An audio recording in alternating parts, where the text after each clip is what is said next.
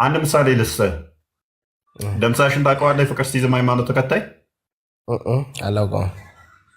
ይሄ ጣቱን እንዲያንቀስሮ እንደዚህ እንጨት እዞ የሚሄደው በእግሩ የሚሄደው እፍ የሚለው ኧረ አላውቀውም። ኦኬ ተወሽ።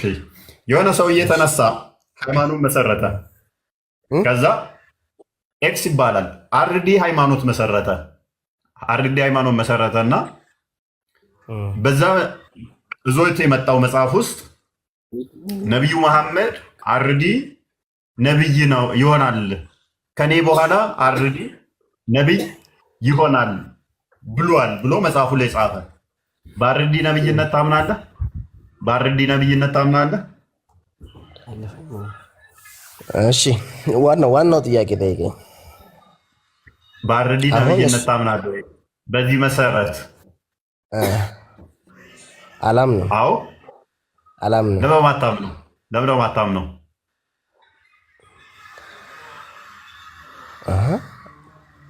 ማለት አሁን ለምሳሌ ማለት ነው ነቢዩ እኮ መሐመድን አንተ ታምንበታለህ። ነቢዩ መሐመድ እኔ ነቢይ እንደመሆን ተናግሮልኛል ትንቢት ብሎ ለዛ አይደለም ማምነው። ለዛ ብዬ አይደለም እኔ ማምነው። ለምን ማታምነው? ለዛ ብዬ አይደለም ማምነው። ነቢዩ መሐመድ እነሱ ኢሳ እንደዚህ ብሎልኛል ስላለ አይደለም። እሱ አይደለም እኔ ማስረጃዬ፣ ስለ ነብይነቱ ማስረጃዬ እሱ አይደለም። ገብተዋል? አሁን ለምሳሌ አሁን ይብሮ ማለት ማስረጃ የማይሆንበትን ምክንያት ልነግረኝ ትችላለህ? ማስረጃ አይሆንም ሳይሆን አንተ እሱን አይደለም የምጠይቀኝ። እሱስ ብሎኛል ብሎ ነው ነብይ ሆነው ምናምን ብለህ አይደለም ልነግረኝ የምትችለው። እኔ በሌላ መንገድ ነው ነብይ ስለሞተ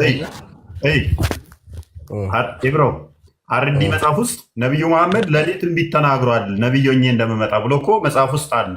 አንተ ነቢያት አለ ተናገሩ ለምትለው ይኸው ብለው ይሉሃል። የሱ ተከታዮች የአርዲ ተከታዮች ምን ያሳዩሃል? ነቢያችን አርዲ ነቢይ እንደሆነ ሙሐመድም ተናግሮለታል ይሉሃል። የት ቦታ ስትላቸው የአርዲ ያመጣው መጽሐፍ ውስጥ ያሳዩሃል ያንን ትንቢት።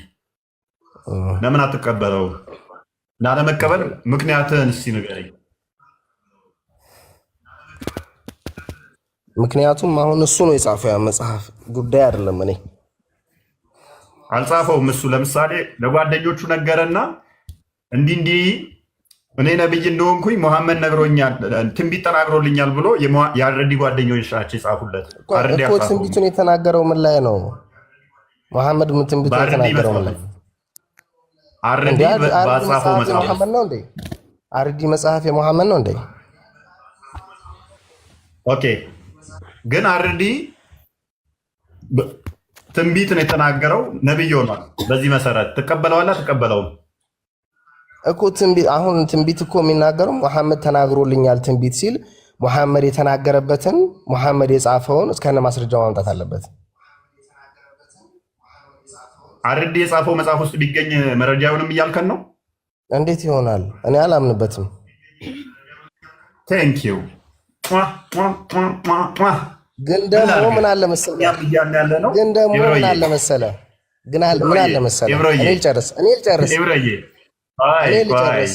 እኔ ልጨርስ። ይብሮ ገባህ? አሁን እኛም እያልን ያለ ነው ኢሳ ስለ እኔ ትንቢት ተናግሯል ብሎ ሙሐመድ ባጻፈው መጽሐፍ ውስጥ ተናገረ። የኢሳ መጽሐፍ ውስጥ እስካላገኘን ድረስ ሙሐመድን አንቀበልም የምንለው ለዚህ ነው። ሙሐመድ አይደለም መጽሐፉን የጻፈው፣ የሙሐመድ ተከታዮች አይደሉም። አላህ ነው። ቀጥታ ቃሉ ከአላህ ተልኮለት መሐመድ ወደ ሰዎች አስተላለፈ እንጂ የሙሐመድ መጽሐፍ አይደለም። አርዲም እንደዛ ነበር ቀድሜ ያለው። እኔም ቀጥታ ኢብሮ አርዲም ቅድም እንደዛ ነው ያለው። ቀጥታ ፈጣሪ ነገረኝ ትንቢት ተናገርኩኝ እያለ አርዲ ምን አለ መሰለህ በዚህ ምድር ስንኖር ማለት ነው ማ እውነተኛ ነው ማ ሐሰተኛ ነው ምናምን ማለት አንችልም። ገነት ገሃነም ምናምን በኋላ ነው የምናውቀው አይደለ? ማን ልክ ነው ማን ልክ አይደለም ማለት አንችልም። እኛ እናውቃለን። አንችልም ወንድሜ፣ እኛ እናውቃለን። እናንተ አንችልም እንጂ አንችልም እንጂ ለምንድን ነው እንዴት እንችላለን? ንገረኝ እስኪ። እሺ ልመልስልህ። እኔ እናንተ አሁን እዚህ ጋር እያወራን ነው አይደለ? እኮ ልመልስልህ። እሺ መልስልኝ። ምክንያቱም እኛ ዋስትና ተሰጥቶናል። ዋስትናችን ምንድነው? እሱ እኛም እኮ አምላክ ራሱ በስጋ ተገልጦ ይብሮ አዳምጣ። እሺ አዳምጥ። እሺ አንዴ ሚውት አድርግና አዳምጥ። ጠይቅኛ ሚውት አድርጋ አንዴ። እና እኛ እንችላለን።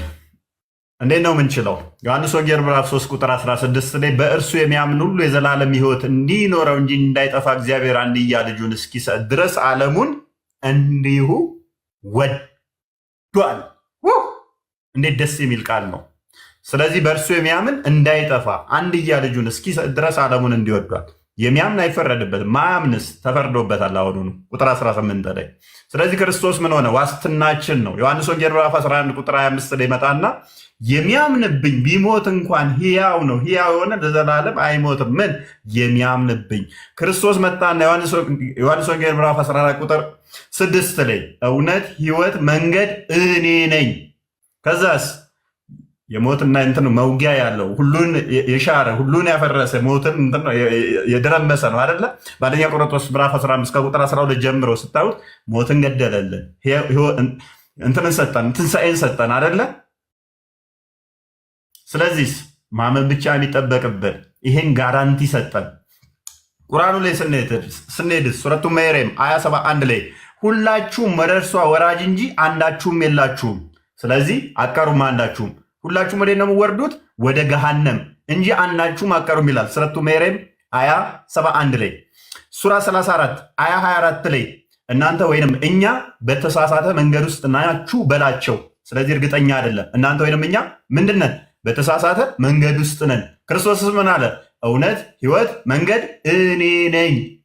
እውነትና መንገድ ሕይወትን ካገኘን እርግጠኝነት ውስጥ ነን እኛ። ሱራ አልፈቲያ 26 ላይ ቀጥተኛው መንገድ ምራን ብሎ ገና ይጸልያል። ሱራ 46 ላይ በእናንተም በእኔም ላይ ምን እንደሚደረግ አላቅም ማ ሙሐመድ፣ እኛስ እናውቃለን። ለምን? መንገዱን፣ እውነቱን፣ ሕይወቱን ስላገኘን ማለት ነው። እና እንደዛ ነው። ስለዚህ እኛ ዋስትና አለን፣ ሕይወት አለን፣ ወዴት እንደምንሄድ እናውቃለን። ከዛ አንጻር እርግጠኛ ነን። ወደ መጀመሪያው ጥያቄ ባካሁንም ሳደርግ ምንድነው እሱ አርዲን አልቀበልም እንዳልከው እኛም በተመሳሳይ ለምን ብለን ነው መሐመድ የምንቀበለው? አንቀበልም። ለምን? ኢሳ ተናገረ ይለናል። የኢሳ መጽሐፍ ስንፈልግ ደግሞ መሐመድ የተናገረበት ለመሐመድ የተናገረበት ሽታውም የለም። ሰው መሐመድ ራሱ በራሱ የፈጠረው ነው እና እንደዛ ነው። አይመስልም? አርዲ በትክክል እንዲያውም እዚህ ጋር ምን ላሳይ ፈልጌ የነበረ መሰለ፣ ደምሳሽ በጅብሪል አማካኝነት ይሄ መጽሐፍ እንደተሰጠው ይሄውና፣ ይሄ መጽሐፉ ላይ እፎይ መድረኩን ደግሞ አንዳንድ ጊዜ ለኛ ትሆን እንጂ የፍቅር ሲኪንግ አንድም ሲጠራ አልሰማ ብለን ነው። ይሄ ቅዱስ ፍቅር መጽሐፍ የሚለው የፍቅር ሲዝም ሃይማኖት መጽሐፍ አዘጋጅና አቅራቢ ምናምን ብሎ ከታች አስቀምጦበታል። ግን ይሄ መጽሐፍ ቀጥታ በጅብሪል አማካኝነት ነው የተሰጠኝ ብሎ ደምሳሽ ይናገራል። ደምሳሽ ማን ነው? ደምሳሽ ማን ነው መሰለ? ደምሳሽ ላሳይ። ደምሳሽን አናውቀውም ላልከው ደምሳሽ ይኸውልህ፣ ደምሳሽ ማለት ይሄ ሰውዬ ነው። ይሄ ሰውዬ ደምሳሽ ነብይ ነኝ ብሎ የተነሳው ማለት ነው። ይሄ ሰውዬ ምን አለ? ይኸውላችሁ ይሄ መጽሐፍ ለኔ በጅብሪል አማካኝነት ለኔ ከተሰጥቶኛል፣ በገብርኤል አማካኝነት ተሰጥቶኛል። ከላይ ምን አለ? ይኸውልህ ህልምም ከሰማይ የመጣ ትልቅና አስፈሪ ድምፅ የእግዚአብሔር ትእዛዝ ነበር አለና እሱም ደምሳሽ ነብይ አድርጌ መርጬሃለሁ ነበር ያለኝ። እኔም አልፈልግም አልኩት። መሆን የምፈልገው መንግስት ነው አልኩት። በዛ ላይ በጣም ሱሰኛ ነኝ ኦኬ። እና ይሄ ሰውዬ በዚህ ምክንያት ነብይ መሆን አልችልም፣ ደግሞስ ከዚህ ሁሉ ሰው ነብይ ጠፍቶ ነው ወይ ያልኩት የፍቅርን አምላክ ይላል። ከዛ ወረድ ስትሌቱ ጋር ነበረ ደግሞ በገብርኤል አማካኝነት ደግሞ እንደመጣለት ይኸው ይህን ህልም ካሳየኝ በኋላ አምላክ በመቀጠል ለእኔ ያለኝን ነብይነት በተለያዩ መልኩ ማስተማር ጀመረ። ነብዩ መሐመድ በተደጋጋሚ በህልሜ መጥተው አስተምረውኛል። ገብርኤልንም በመላክ ቅዱስ ፍቅር መጽሐፍን በመንፈስ አእምሮዬ ውስጥ መንፈስ ቅዱስን ከተተብኝ አለ። ተመልከት፣ ገብርኤልንም በመላክ ቅዱስ ፍቅር መጽሐፍን በመንፈስ አእምሮዬ ውስጥ በመንፈስ ቅዱስ ከተተብኝ አለ። ስለዚህ በገብርኤል አማካኝነት የተሰጠኝ ይሄ መጽሐፍ እና እዚህ መጽሐፍ ውስጥ ደግሞ አንተ ነብይ ነህ ብሎኛል። እንዲያውም በቁርአን ውስጥ ሁሉ ሳይቀር ስሜ ተጠቅሷል ብሎ እየተናገረ ነው። እንግዲህ ወዳጃችን እዚህ ጋር እየቀሰረ ነው ጣቱን። ይሄ ሎጂክ እኮ በተመሳሳይ ቡሃሪ 3 እንክፈተውና ወይም ሄድ በልበት ሃይላይት ነብዩ መሐመድም በተመሳሳይ እንዴት እዛው ላይ እንትን እንደሆነ ስታዩ ተመሳሳይ ታሪክ ይሄው ሳሂህ አልቡኻሪ 3 ላይ እንደዚህ ይላል። ሐዲሱ ረጅም ነው። እንግዲህ መሐመድ በሂራ ዋሻ ውስጥ ቁጭ በሚልበት ሰዓት ላይ አንድ ጅብሪል የሚባል ወይንም አንድ አካል መጥቶ ይጨምቀው እንደነበረ የሚያመለክት ነው። ይሄው እዚህ ጋር ከዚህ ጋር ጀምሮ እንመልከተው። ኦኬ the angel came to him and asked him to read. አንድ መልአክ መጣና እንዲያነብ ጠየቀው። the prophet replied I do not know how to read. ነብዩ መለሰና እንዴት ማንበብ እንዳለብኝ አላቅም አልኩኝ አለ። the prophet added the angel caught me forcefully. በኃይል ያዘኝ። ነብዩም እንደዚህ አለ፣ መልአኩ በኃይል ያዘኝና and pressed me ጨመቀኝ። ኦኬ በኃይል ይዞ ጨመቀኝ። so hard that I could not bear it anymore. በጣም ከመጨመቁ የተነሳ ልቋቋመው አልቻልኩም አለ። he then released me and again asked me to read and I replied. ከዛም በኋላ ለቀቀኝና አንብብ ብሎ እንደገና ጠየቀኝ። እኔም መልሼ እንዴት ማንበብ እንዳለብኝ አላቅም አልኩኝ። thereupon he called me again. ለሁለተኛም ጊዜ እንደገና ያዘኝና በኃይል ጨመቀኝ። I could not bear it anymore. ልቋቋመው አልቻልኩኝም መጨመቁን አለ። he then released me again and asked me to read. ይሄንን 3 ጊዜ ተከሰተ። አጥቦ ነው እንደሚጨምቀው አጥቦ ነው እንደሚጨምቀው እንደዛ መቋቋም እስከሚያቀተው እንግዲህ ኢማጂን ምን አይነት አጨማመቅ ነው። ማንበብ ማይችልን አካል መጥቶ መጭመቅ ራሱ ፍትሃዊ ነው? ይሄ በእውነት በጣም እንግዲህ ሰብአዊነት የሚሰማችሁ አሁን ፍትህ ጠይቁ ከነገ ጀምራችሁ። ጓይድ ለሶስት ጊዜ እንደዚህ ተከሰተ። thereupon he called me for the third time. ለሶስተኛ ጊዜ ያዘኝ and then released me and said ለቀቀኝና read in the name of your Lord. ከዛ በፈጠረህ ስም አንብብ ብሎ ተናገረኝ። who has created all that exists created man from a cloth. read ሱራ 96 ላይ ያለውን ክፍል እሱን አንብብ፣ ኢቅራ የሚለውን ማለት ነው።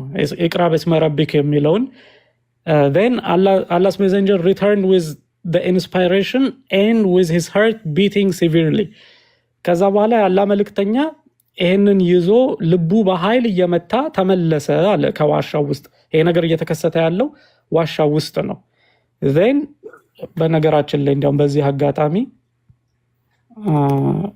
ሂራ ዋሻው ልታሳየ ነው አብሮ ከንትን ጋር ጂኒ ጋብዘውት እኮ ጂኒዎች ጋብዘውት ያደረበት ነው።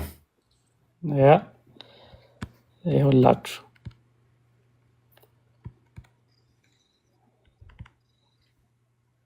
ሰው ቆይ ብቻውን እዚህ ውስጥ ሄዶ የሚውል ምግብ እየያዘ ብቻውን እዚህ ውስጥ ሄዶ ያድራል ይውላል ማለት ነው። ሄዶ ይውላል ብቻውን ተገሎ ማለት ነው።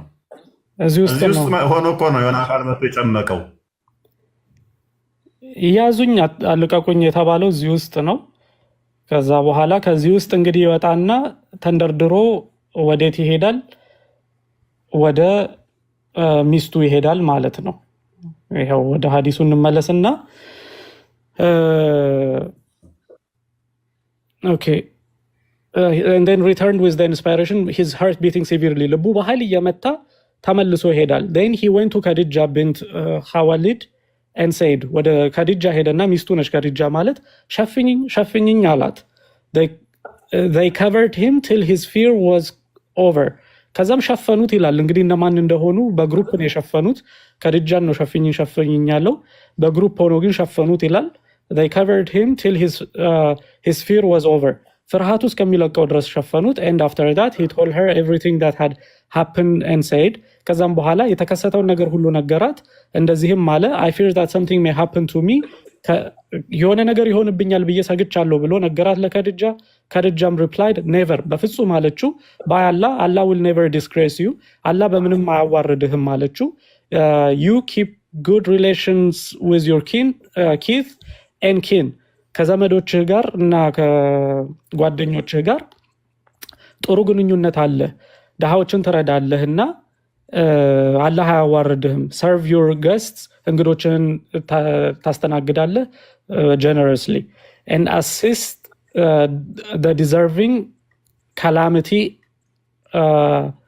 afflicted ones, calamity afflicted ones, የተጎዱትንም ትረዳለህ። ከድጃ then accompanied him to her cousin Waraka bin ኑፋል bin Asad bin Abdul Uzza. ከዛ በኋላ ከድጃ ወረቃ ጋር ይዛ ሄደች መሐመድን who during the pre-Islamic period became a Christian and used to write the writings with Hebrew letters. ወረቃ ደግሞ ማለት በጃህልያ ጊዜ እስልምና ከመምጣቱ በፊት ክርስቲያን የሆነ አንድ ግለሰብ ነበረ። ከዛ በኋላ ወንጌልንም በዕብራይስጥኛ ቋንቋ ይተረጉም ነበር። he would write from the gospel in Hebrew, ከወንጌል በዕብራይስጥኛ ይጽፍ ነበር። as much as Allah wished him to write, አላህ እስከፈቀደለት ጊዜ ድረስ ሁሉ ይጽፍ ነበረ። he was an old man and had lost his eyesight, ሽማግሌም ሰው ነበረ፣ አይኑንም አጥቶ ነበረ። ከድጃ ሴርቱ ወረቃ፣ ከድጃም ለወረቃ እንደዚህ አለችው listen to the story of your nephew, oh my cousin. የመሐመድን ታሪክ ስማ ያጎቴ ልጅ ሆይ ብላ ለወረቃ ትለዋለች ከድጃ። ወረቃ asked, oh my nephew, what have you seen? ወረቃ መሐመድን ብሎ ጠየቀው፣ ምንድን ነው የተመለከትከው ነገር ወይንም የእህቴ ልጅ ሆይ ምንድን ነው የተመለከትከው ብሎ ይጠይቀዋል። Allah's messenger described what he had seen. ወረቃ said, የአላህ መልእክተኛ የተመለከተውን ነገር አብራራ። ወረቃም መለሰና እንደዚህ አለ this is the same one who keeps the secrets, angel Jibril, who Allah had sent to Moses. ወረቃም መለሰና ይሄማ ለሙሳም የተገለጠው መልአኩ ጅብሪል ነው።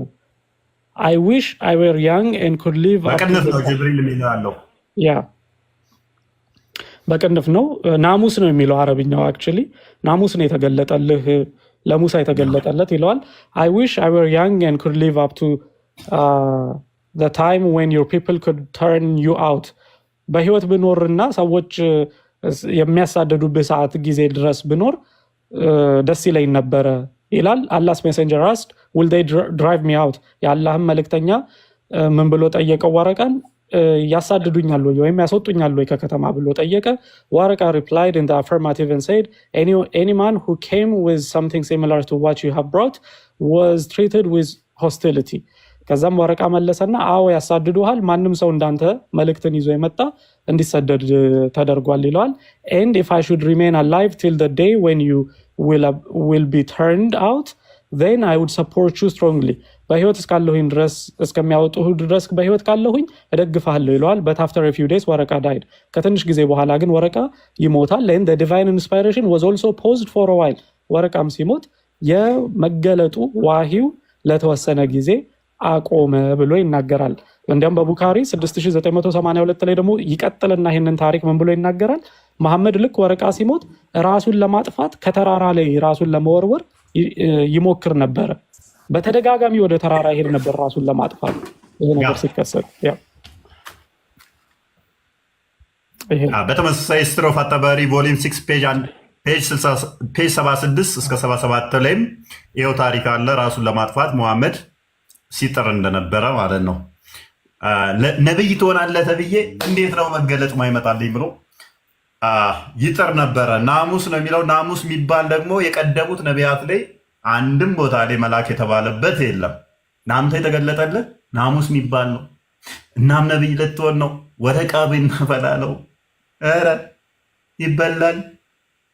ለምንድን ነው እሱ እንደዚህ አይነት መንፈስ ሲገለጥ በፊት እርኩስ መንፈሱንም ልክ እንደ መልአክ አድርገው የመጥራት ልምድ አላቸው።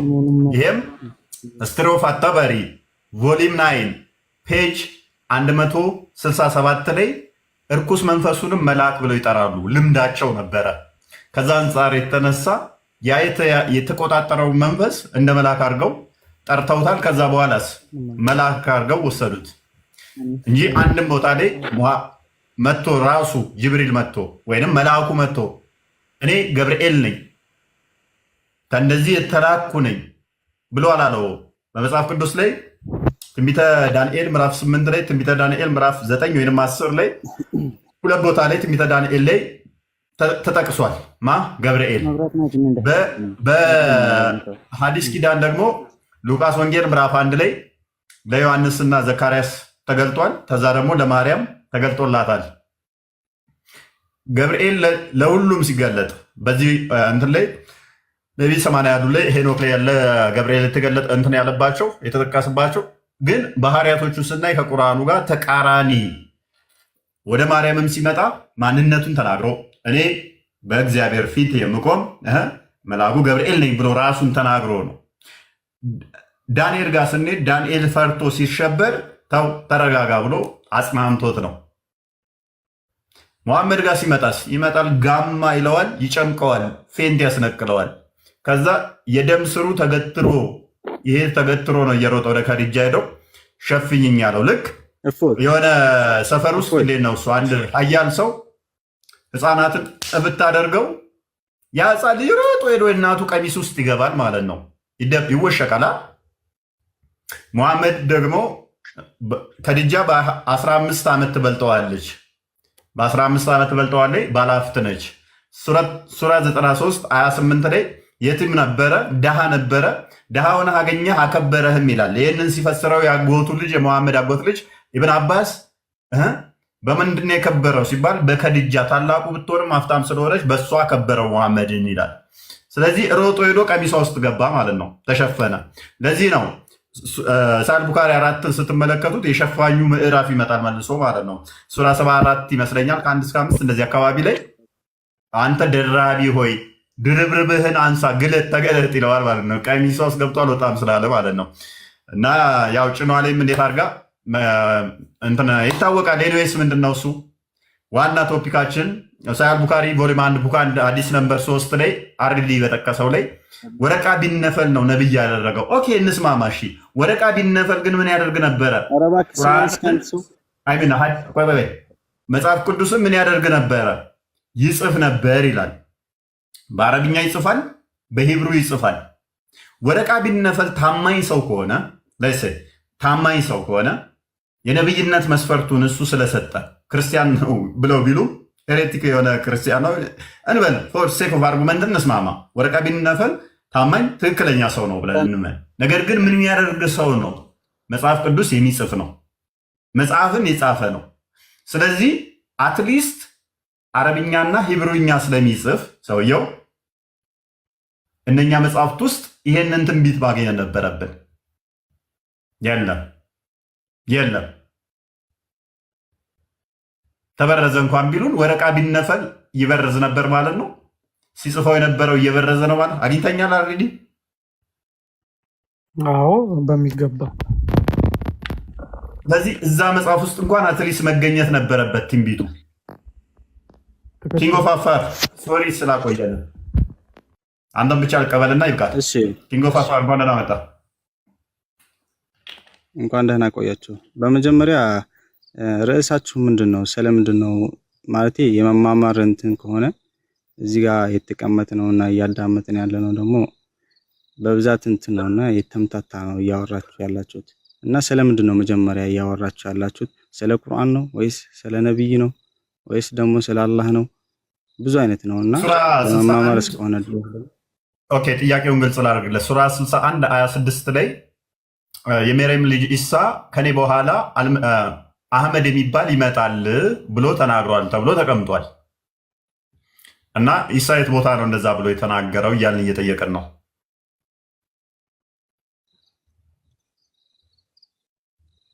ኦኬ እንደዛ ነው። ያ አይ ስለ ወህይም እያወራችሁ ነበር።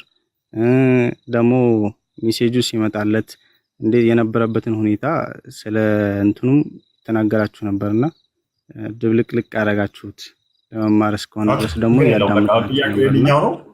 ሜን ቶፒካችን የኛው ነው። እዚህኛው ላይ እንትንትልና እነኛ ድንገት የተነሱ ናቸው፣ ማጠናከሪያ ይባላሉ። ይህንኛውን መረጃ ካለ አንድ እዚህ ጋር ግን ሶሪ ክርታማ ኪንግ ኦፍ አፋር እንትኑን እፎይ ሲናገር ሱራ 61 አያ 6 ነው እያለ ያለው እንጂ 26 አይደለም። እኔም ቅድም ተሳስቼ ስለነበር ነው ሬፈረንሱን ሰዎች እንዳታሳስቱ ብዬ ነው። ከታች 26ን የሚጽፉ ልጆች ስላየሁ ነው። አያ 6 ማለቱ ነው። ኦኬ ቀጥሉ። ኦኬ አያ 6 አንድ ነገር እኔ አያ ኦኬ አንድ ነገር የምለው ነገር በመጀመሪያ ማንበብ እና መረዳት የተለያየ ነውና ቁርአኑን እያነበባችሁ ነው እናንተ ማለት አያውን ታውቃላችሁ፣ ቁጥሩን ታውቃላችሁ፣ ግን የምታነቡበት ሁኔታና የተረዳችሁበት ሁኔታ የተለያየ ብዬ ነው የማስበው። ቅድምም ሐዲስም እያነበበ ነበር አርዲ እና ማንበብ ሳይሆን መረዳት ነው ያለባችሁ ብዬ ነው የማስበው።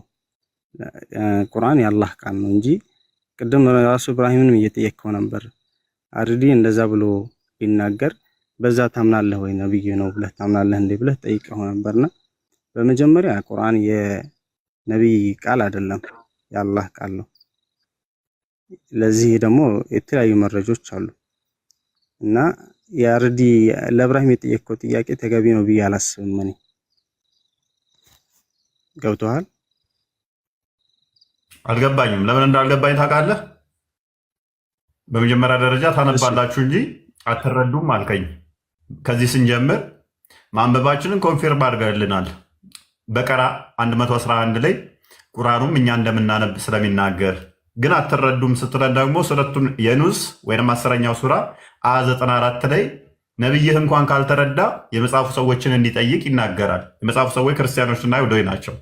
እንደገና ደግሞ ሱራ 16 46 ላይ እናንተ ራሳችሁ ካልተረዳችሁ እኛን እንድትጠይቁ ይናገራል። ቁርአኑ ጀለሌንም ይህን ይናገራል። አንተ ከቁርአንህም ተጣላ ከሙፈሲሮችህም ተጣላ አትረዱም አልከን። እንደገና ደግሞ ሱረቷን አንቢያ 27 ላይ ኢቭን እናንተ ካልገባችሁ አሁንም እኛ መጣችሁ እንድትጠይቁን ይነግርሃል ቁርአኑ።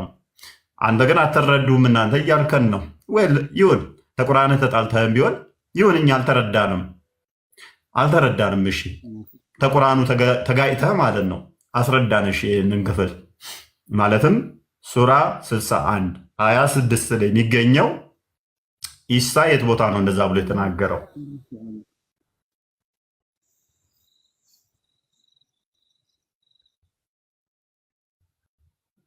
ሚዩትን አንሳ። ሚዩት አደረክ።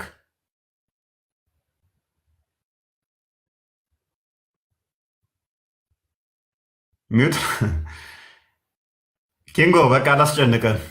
ይብቃ በቃ። ጥያቄ ካለ አንድ ጥያቄ እንቀበልህ።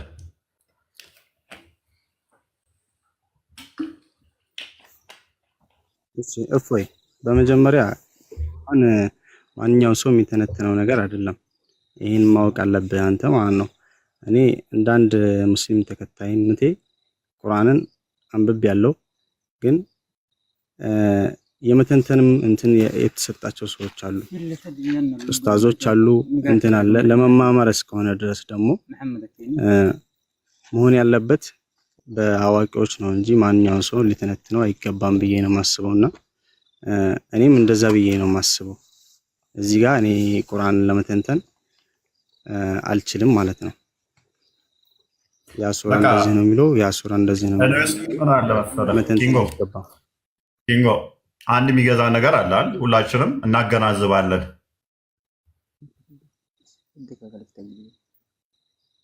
እሺ የምናገናዝብ ከሆነ ኢሳ እንደዚህ ብሎ ተናግሯል የሆነ አካል ብሎ ሲለን የት ቦታ ነው የተናገረው ብለን መጠየቅ መቻል አለብን። ዝም ብለን እሱ ያለ ሁሉ ዞልን የመጣውን መጽሐፍ ሁሉ ቅድም ያልኩትን ምሳሌ አልቀበልም ማለት። ለምሳሌ ዳርድ ላይ እንዲህ መጽሐፍ ዞ መጣና ሙሐመድ ስለ እኔ ትንቢት ተናግሯል ቢል ይሄ ጤናማ የሆነ ምሳሌ አይደለም አልከን። ይህ አሁን ለአንተ ትክክል ነህ እኮ። እኛም ደግሞ በተመሳሳይ መሐመድ እንደዚህ ሲለን ለእኛም ትክክል ነው። የቀደሙን ነቢያት ስለ እኔ ተናግረዋል፣ ኢሳ ደግሞ እንዲህ ብሎ ተናግረዋል። ስፔሲፊካሊ ኢሳ እንዲህ ብሎ ተናግረዋል ሲል ኢሳ የተናገረበትን መረጃ ማምጣት እስካልተቻለ ድረስ መሐመድ የሚነግረኝን ለምን አምናለሁ? ምክንያቱም አይ ቲንክ ሱራ 61 14 ላይ እዛው ላይ የኢሳ ተከታዮች አላህ እንዳላቃቸው በዓለም ላይ ከፍ እንዳለ በጠላቶቹ ላይ እንዳላቃቸው ያስቀምጣል። ከዛ በኋላ ደግሞ ሙፈሲሮቻችሁ እነማን ናቸው የኢሳ ተከታዮች ሲባል በዋናነት ጳውሎስን ያስቀምጡታል። እነ ጳውሎስን፣ ዮሐንስን ለምሳሌ ወንጌል ከጻፊያን ከሚለው ሁሉ ስረቱ ረሱላ ዘ ላይፍ ኦፍ ፕሮፌት ሙሐመድ ፔጅ 103 እስከ 104 ላይ ወንጌልን የጻፈው ብሎ ዮሐንስን ያስቀምጠዋል። እነኚህ ስታያቸው ከዛ በኋላ የእነኚህ መጽሐፍቶች ውስጥ አለ ወይ እንደዚህ የሚል ማለትም ኢሳ እንደዚህ ተናግሮለታል ለሙሐመድ የሚል አለ ወይ ብለህ ስትል የለም። ከሌለ ደግሞ ሙሐመድ ከራሱ እየተናገረ ነው ብለን ኮንክሉዥን እንሰራለን ማለት ነው። ይቅርታ እሺ፣ አንዴ ላቋርጣችሁ። ቀጥልሽ። ኢሳ ለምንድን ነው ወደዚህ የወረደው? ማለት ጌታ ነው አይደለ? ያ በመንፈስ አብ ወልድ መንፈስ ቅዱስ ምናምን ጌታ ነው ብላችሁ እኔ ነኝና ጌታ ነው አይደለ? ለማስተማር ነው የወረደው። ጌታ ነው። ዮሐንስ ወንጌል ምዕራፍ 13 ቁጥር 13-16 ላይ ጌታ ወይ ለማስተማርም እንደሆነ ቁጥር 16 ላይ ቲንክ ይመልሰዋል። እኔ ጌታና መምህር ሲሆን እኔ እግራችሁን ካጠብኩኝ እናንተም እርስ በርሳችሁ እግር ተጣጠቡ፣ ምሳሌ ሊተውልን ማለት ነው። አርያ ሊሆነን ለምን መጣ? ማቴዎስ ወንጌል ምዕራፍ 20 ቁጥር 28 ላይ፣ ማርቆስ ወንጌል ምዕራፍ 10 ቁጥር 45 ላይ ቤዛ ሊሆነን መጣ። ልጠይቅህ ነው። ገና እኮ አልጠየቅኩም። ባይልሽ ጌታ ሊያስተምር ከሆነ የመጣው ከዛ በፊት ምንም ትውልድ አልነበረም። ማን አለ? ከነበረ ሃይማኖት አልነበረም። ማን አለ? ማን ያስተማረው ከዛ በፊት የነበረውን ሃይማኖት? አይ እኔ ለመማር ነው እንደዛ ብለህ። ኦኬ እሺ ይብሮ እሺ። ከዛ በፊት ሃይማኖት ከነበረ ማን አስተማረ? ከዛ በፊት ወይት እሺ፣ ከዛ በፊት ሃይማኖት ከነበረ ማን አስተማረ? ወይንስ ከዛ በፊት የነበሩት ሰዎች ሁሉም ምንም ነገር እንትን የላቸውም ማለት አይጠየቁም? ከሞቱ በኋላ አይጠየቁም? ከሞት በኋላ የምትጠየቅ ከሆነ ጌታ ነው ያዘዘ ማለት መጠየቅ ካለብህ መማር አለብህ። ተምረህ ነው የምትጠየቀው ካልሰራ። ከዛ በፊት ያሉ ሰዎች ደግሞ ጌታ መልእክተኛ ካልተላከላቸው አይጠየቁም። ኦኬ እንደዛ ነው የምታምነው አንተ? አይ እኔ አንተን ልጠይቅህ ነው እኮ። መልካም እሺ፣ አንዴ ላንብብልህ። እሺ አንዴ ጥቅስ ጠፍቶብኝ ነው። ቆይ አንዴ ላንብብልህ፣ ቼክ ላድርግና እንዳልሳሳት።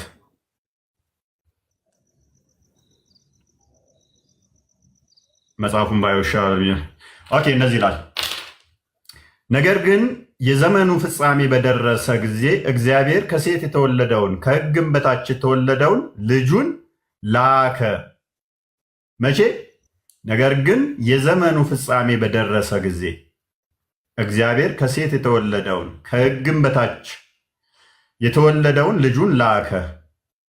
ክርስቶስ የዘመኑ ፍጻሜ ሲደርስ መጥቷል። አስቀድሞስ ነቢያት ስለሱ ተናግረዋል፣ ነቢያት ስለሱ ሰብከዋል። ሙሐመድ ከመምጣቱ በፊት ሰው አልነበረምን ተብሎ አይባልም። ከሙሐመድ በፊት ሰው ስለነበሩ ነው። ፕሊስ ቆይ አዳም።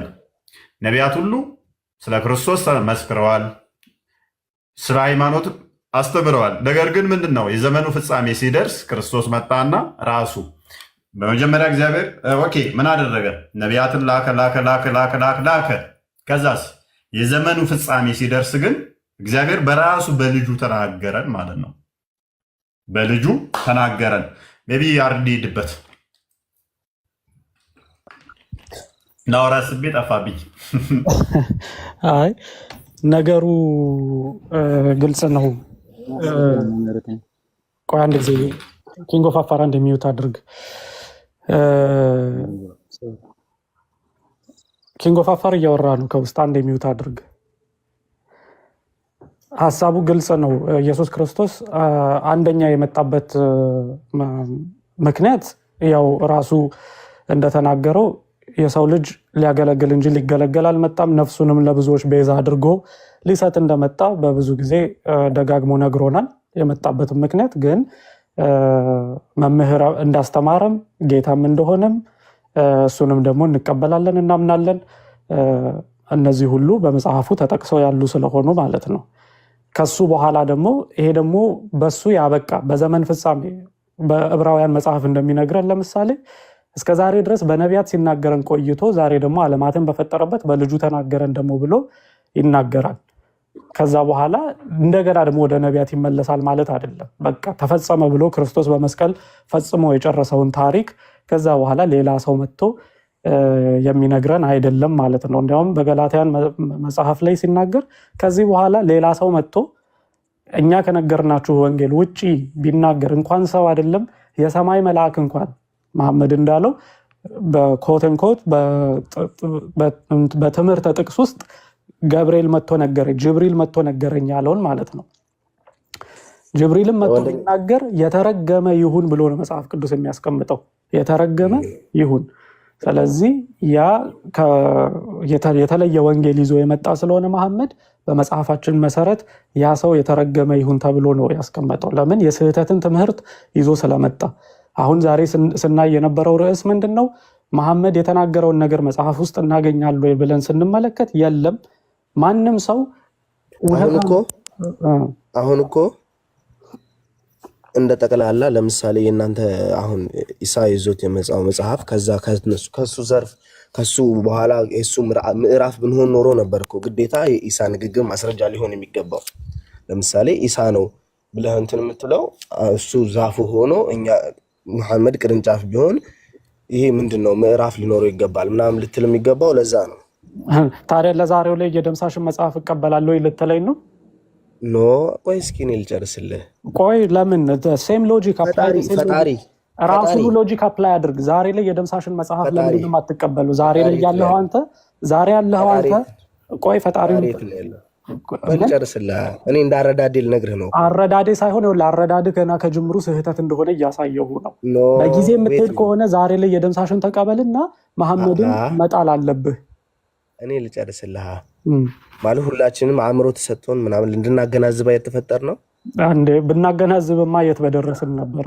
እሺ የሰውን መንቀፍ ሳይሆን የራስህን ትክክለኛነቱን መናገር ይቀድማል። መጀመሪያ ስለ ሰው እኔ አሁን ስለእናንተ ምንም ነገር አላወራውም አልልም። ምክንያቱም እናንተ ጥያቄ ላይ ፎከስ አድርግና ጥያቄ ላይ ጥያቄህ ምንድን ነው በግልጽ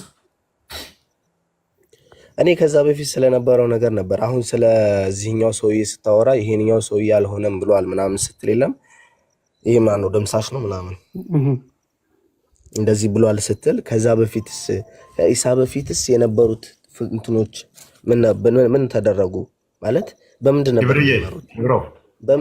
የሚማሩት? በነብይ እነማን ነበሩ ነብዮቹ? እነማን ነበሩ? ትክክል። በጣም ቤስት ጥያቄ፣ በጣም አሪፍ ጥያቄ። ለምሳሌ ሙሴ አለ። ሙሴ እናንተ ተውራት ብላችሁ የምታምኑት ምንም እንኳን ቁርአን ላይ ተውራት ለሙሴ የተሰጠ ባይልም መጽሐፍ እንደተሰጠው ይናገራል። ግን ሙሴ ተውራት የሚባል መጽሐፍ አለው። አንድ ነብይ ነው። ኢሳያስ፣ ሰለሞን፣ ዳዊት ወዘተ እነኚህ በሙሉ ከኢየሱስ በፊት የነበሩ መጽሐፍም ያላቸው ናቸው። በመጽሐፋቸው ውስጥ ስለ ኢየሱስ ትንቢት ተናግረዋል። ያ ትንቢት ይመጣና በአዲስ ኪዳን ይፈጸማል። ለምሳሌ ኢሳያስ ትንቢተ ኢሳያስ ምዕራፍ 53 ላይ ኢሳያስ ምዕራፍ 7 ላይ ስለ ኢየሱስ መናገራቸውን እነሱ መጽሐፍ ላይ ነው እንጂ ኢሳ ስላለ ማመን የለብንም። ቴንኪዩ። እኛም እያልን ያለ ነው ይህንን ነው። እነሱ መጽሐፍ ላይ አለ፣ በዚህ ሰዓት አለ እንዴ? እሺ ምን አለ? ለምሳሌ ያለው መጽሐፍ ንገረኝ። ለምሳሌ ዘቡር ብትለው አንተ ባታምንበትም ዳዊት መጽሐፍ አለ። ዳዊት የጻፈው ማለት ነው። ስለዚህ ዳዊት ስለ ኢየሱስ ትንቢት ተናግሯል አልተናገረም ሚለውን ለምሳሌ ፍቅር ሲዝም ተነስቶ ዳውድ እኮ ስለ እኔ ትንቢት ተናግሯል ቢል የት ቦታ ነው የተናገረው ብለን እንለዋለን። ይሄው እኔ መጽሐፍ ውስጥ ቢለን አንቀበልም። ግን የዳዊት መጽሐፍ ውስጥ ካገኘን እውነትም ተናግሮለታል። ለምሳሌ ዳዊት መዝሙረ ዳዊት ምዕራፍ 110 ላይ ስለ ክርስቶስ ትንቢት ተናግሯል። መዝሙረ ዳዊት ምዕራፍ 2 ላይ ስለ መሲሁ ትንቢት ተናግሯል። ምዕራፍ 22 ላይ ከቁጥር 1 ጀምሮ ትንቢት ተናግሯል። ስለዚህ የዳዊትን መጽሐፍ ስንይዝ ዳዊት ትንቢት እንደተናገረ ስለ ክርስቶስ እናምናለን። እንደሚመጣ፣ እንደሚወለድ፣ እንደሚሞት፣ እንደሚነሳ፣ እንደሚያርግ ይህንን ትንቢት እንደነገረን ስናይ እናምናለን። ኢሳያስ ጋር እንመጣለን። በተመሳሳይ ኢሳያስም ትንቢተ ኢሳያስ ላይ ምዕራፍ 6 ምዕራፍ 9 እና ምዕራፍ 7 ላይ እንዲሁም ምዕራፍ 53 ላይ ቁልጭ አድርጎ ወንጌል በሚመስል ሁኔታ ስለ ኢየሱስ ትንቢት ተናግሯል። ሰለሞን ምዕራፍ 8 ላይ ምዕራፍ 31 ላይ ቁጥር 1 እስከ 4 ትንቢት ተናግሯል። ሰለሞንም ሌሎችም ነቢያት በተመሳሳይ። ስለዚህ የነዛ ሁሉ ነቢያት መጽሐፍ አለ። እነዛ ሁሉ ነቢያት መጽሐፍ አለ። ያ አሉ። ለዛ ነው ስላሉ እነሱ ከዛ ወዲያ ያለው እነሱም መጽሐፍቶች ከአዲስ ኪዳኑ ጋር እናስማማቸዋለን። እነኛዎቹ አሉ። እነኞች በፊት ትንቢት ተነግሯል፣ አሁን ይፈጸማል። ሙሐመድ ጋር ግን ችግሩ ምን ይሆናል መሰለ? ትንቢት ተነግሮልኛል ይላል። የቀድሞዎቹ መጽሐፍቶች ጋር ግን የለም ትንቢቱ። እኛ ጋስ ትንቢቱ እዚህ ጋር አዲስ ኪዳን ሲፈጸም አለ። ብሉይ ኪዳን ላይ ደግሞ የነበሩት መጽሐፍቶቹ በሞላ አሉ እና ይሄ ነው። ይቅርታ፣ በዚህ ጉዳይ ነገ እናውራ። ችግር የለውም። ነገ ሰይበለን ተናደሩ። እሺ ባባይ